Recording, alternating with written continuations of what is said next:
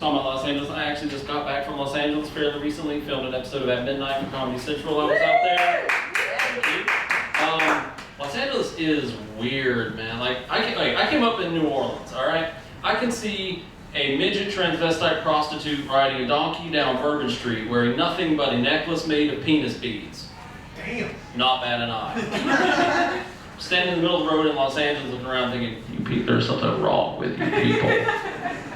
And I think it's just, it stems largely from, I think there's something unhealthy about an entire city trying to convince the rest of the country how much more real and authentic they are than everyone else, because that's the thing that they do. While I'm looking around and there's so much plastic surgery on everyone that I see, that if there's ever a zombie apocalypse, the zombies in Southern California are just going to starve.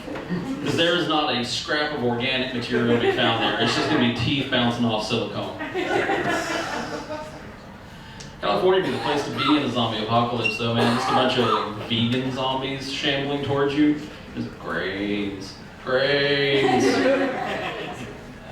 My sister-in-law's vegan. I have to do that joke for her. You know, just refusing to eat you until you can tell them where you've been sourced from. I've just been eating Big Macs my whole life. I'm just GMO all the way down, so. Yeah, Los Angeles is just, I don't know, the traffic out there is just insane, and the people are very, very different, because down here we have kind of the Southern hospitality thing. I'm from the South, born and raised in the South. We have where we're not actually any nicer than the rest of the country. We're just better at making it sound polite when we're throwing shade at everybody. Because like down here we have like the whole bless your heart. They go, bless your heart. See, bless your heart here is like go die in a fire in New York. And I lived in New York for a while as well, and they have this reputation for being incredibly rude, and they're not rude people. They have places to be. They're busy people in a busy city, and they don't have time for your bullshit. So, they just go about their way. And people in Los Angeles hover in this weird passive-aggressive middle ground. Like I don't know how to handle it. For example, we were walking down the sidewalk in Los Angeles, and this lady just stops, middle of the sidewalk, closes everyone out, starts just texting, complete motionless box of just human cholesterol. And, there's buildings to her left, there's LA traffic to her right, there's no real graceful way to navigate around the situation. And the three people between me and her all actually, they stop behind her. They just form this neat little, human cholesterol queue.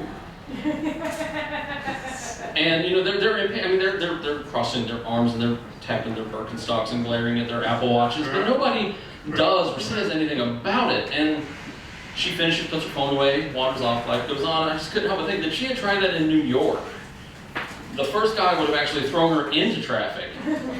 And then when NYPD showed up, the witnesses would have just been like, I don't know what to do. She stopped to shake her phone in the middle of the sidewalk. They'd have been like, oh, suicide, hate to hear that. Let's go get a bagel. But, yeah, so I just... The traffic, speaking of throwing people into traffic, Los Angeles traffic, there are people in Los Angeles driving Maseratis and Lamborghinis in a way with a reckless abandon that I would normally associate with like a pizza delivery guy in a Toyota Tercel trying to get to his dealer before the shakes get too bad.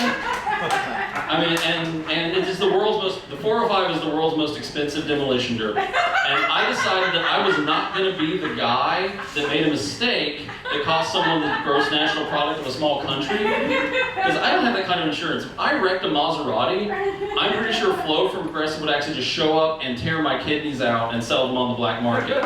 That's pretty much the policy I have. So we Ubered everywhere. And every Uber ride we took in Los Angeles was every motion theater ride I've ever been on, coupled with every overly dramatic driver's ed video they made you watch in high school. Because we were just careening around corners on two wheels, we're whipping in and out of traffic, changing lanes like Jason Statham's trying to get us to the airport. And all the while in my head I had that 1960s narrator voice, like, did you see the small child about to step out from behind the Apparently not. Now would be a good time to learn how to use your windshield wipers. Our drivers, they're insane. I'm not even sure that a lot of them were people. I think several of our drivers were actually 20 cans of Axe body spray in a people suit. If I can taste your cologne, if I can smell you 3 hours after I get out of your car, you might want to turn it down a little bit, Boris, all right? And that's actually why they don't let you smoke in LA, because you get an open flame within 20 feet of an Uber driver, that Phoenix fragrance is just going to live up to its name. It's just going to be a fireball and a lot of swearing in Russian. Speaking of cooked meat, whenever I leave the South, the food is what I miss the most. You can't get food like you can get down here, because I'm a carnivore and we will shoot, kill, cook, and eat anything. Just look at Deliverance.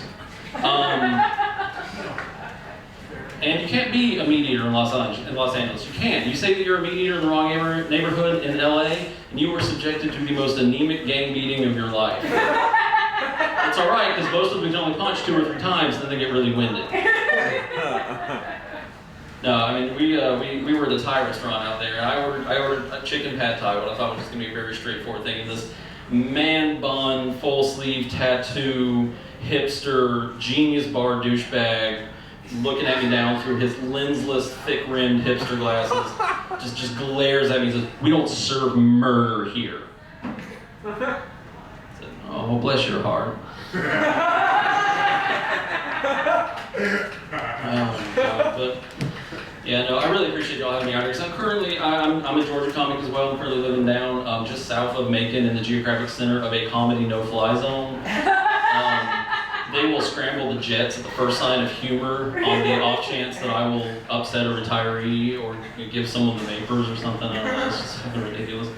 The closest thing to me that like pretends to be a comedy club, and I say pretends to be because they basically just like write in shoe polish on butcher paper comedy club, and comedy has 2 E's on it, like hanging from their banner.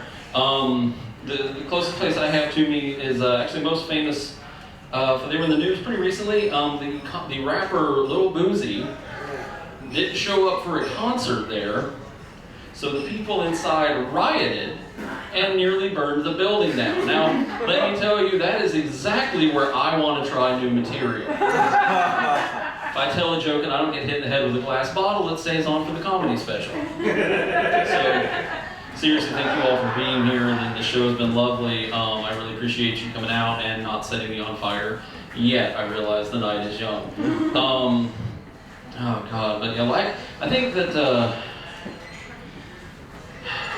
that being a comedian on the road may be the one and only thing that college actually prepared me for. It has nothing to do with anything that happened in a classroom, and more to do with learning exactly how much abuse I could put my body through before it just shuts completely down. Thanks to college, I know how long I can live off of ramen before I develop scurvy. I learned where my alcohol break point is between less inhibited and funny and court-ordered therapy sessions. You know, these are the truly valuable lessons. I haven't yet used calculus out here, except maybe trying to figure out how some of these club owners are paying me. But, you know, just being a comedian is a little bit of an interesting profession because I like to think, in my mind, in my heart, I have to believe that most serious comics spend as much time and energy and heart and soul and money on recreational drugs as any artist. And when I tell people that I'm a comedian, I always get the same inevitable reaction. It's, huh, and what do you really do? Wow, thanks, Mom. But no, I realize there's not a lot of money in this or anything. There are plenty of jobs up there that don't pay for shit. That's worth the 99% for a reason. But you're not going up like a Walmart night manager and saying, so if this retail thing doesn't pan out, what's your backup plan? You know, you're not harassing a janitor like, when are you gonna put the mop down and get a real job? If you are, stop it. You're being a dick. But no, I just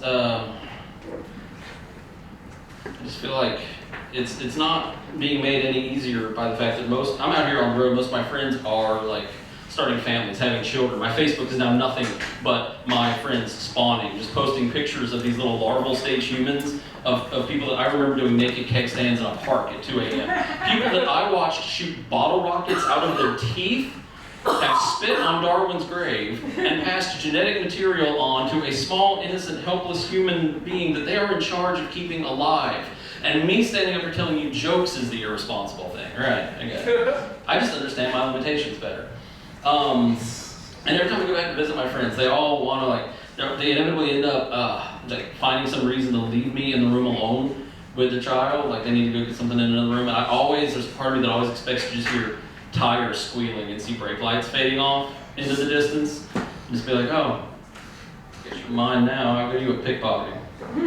But you would work. But I really hope that I have some kind of paternal instinct that's gonna kick on whenever I decide to produce one of these on my own, because at the moment, whenever I'm left alone with a child, I feel like I am in some kind of SWAT hostage negotiation, because my only concerns are figuring out what its demands are and getting everyone out of the room alive. You know, I'm gonna be on the phone with his parents within minutes. Yeah, I think he wants animal crackers and a charter flight to Cuba. Just do what he says. He had beets for lunch. Oh, God. You know, and these are friends that I used to, you know, my friends and I grew up in the Deep South with no interest in NASCAR, religion, country music, or racial insensitivity. So we had to make our own entertainment, and our entertainment was shrooms. Because at least with tracers, NASCAR basically becomes a live-action spirograph.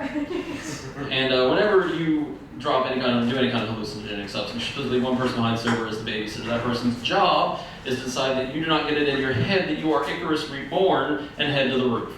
I love babysitting because it's the same level of entertainment as everybody else, but for way less money. So I was babysitting one night, and all my friends were hanging out in the backyard. Beautiful New Orleans night. They're all out on the lawn or in between the folds in space-time, you know, whatever. And my best friend Jason is sitting in the roots of this wise and old oak tree, and he's asking me questions about the universe, as one does. But I begin to realize that I can hear the tree responding. And I'm like, oh, shit, did someone slip me something? Is this what going mad feels like? I listen a little closer, and I start to realize the tree sounds familiar, so I creep around to the other side. My friend Jennifer is sitting at the roots of this wise and old oak tree, answering all of these questions about the universe that it keeps asking her.